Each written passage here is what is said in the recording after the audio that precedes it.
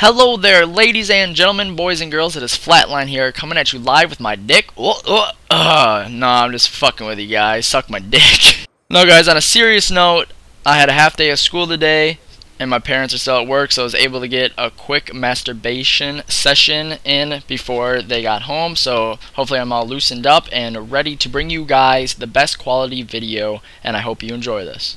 So today I will be teaching you guys how to suck a dick without grinding your teeth. No, I'm going to be teaching you guys the three main playing styles, which would be a Slayer, an objective player, and a support player. If you guys don't know what kind of playstyle you have, I will explain the playstyles, and you can kind of pick and choose according to how you play, and you can choose which playing style fits you best. I'm going to be breaking these videos down into a 6-part series.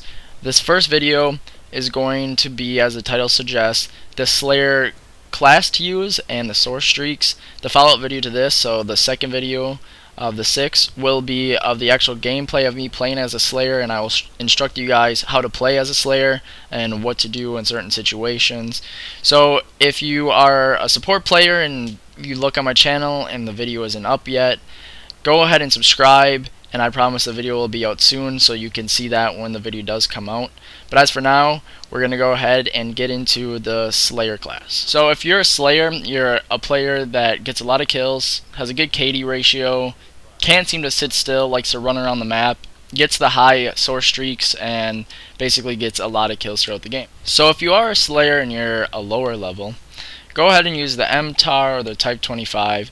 It's kind of a preference of what attachments you want on those weapons, but when you do proceed in leveling and you become a higher level, you'll unlock the Scar H, and that's the weapon that I'm going to be recommending. Use a prestige token on that if you're a Slayer, so that you have it at level 4 when you first start out.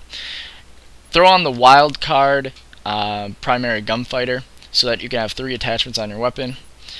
You're going to want to use the stock to reduce some of the recoil and increase your accuracy, because the Scar does have a lot of recoil. Also, to help out with the recoil, you're going to want to use the foregrip. And then throw on the suppressor so that you don't pop up on the map when you are shooting at someone and you kill someone. Because the way kids play Call of Duty, they see you on the map, they see a little red dot, and they come running to you. It's kind of like a tampon to a period, come running to the red dot. So throw on the suppressor. Perk 1, you're going to want to use the blind eye so that you are not detected by the air support above. That will just help you achieve your kill streaks later on. And then as another wild card, you're going to want to use the perk 2 greed, so you can have two secondary perks. Go ahead and use toughness so that you flinch less when you're shot, and honestly I think that toughness is probably the best second perk in the game, because when you're getting in a gunfight with somebody and they're shooting at you and you're shooting back, you want to be able to be more accurate than them, and toughness helps out with that. Then as a second perk, you're going to want to use Scavenger so that you don't run out of bullets when you're on a kill streak. Then as the secondary, you're going to use the B2-3R. That's just my recommendation. I think it's the best secondary weapon. But again, it's a preference thing. Kind of pick and choose and use whatever you'd like. Then as a Slayer, you're going to be using the following source streaks. Use the UAV just to help out your team. It will also help you out.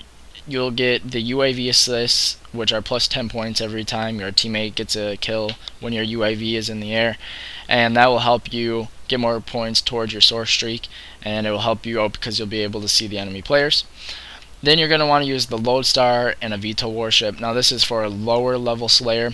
If you're a higher level Slayer, you're going to want to replace the Lodestar with a Orbital VSAT once you get the Orbital VSAT unlocked, which is like level 42, 43, so once you are a higher level, and that will make sure that you get your VTOL Warship, because it's almost a given that once you have that in the air, you can't really die with it if you are playing smart and you're kind of playing more laid back and waiting for the players to come to you, and then I can almost guarantee you'll get the VTOL Warship.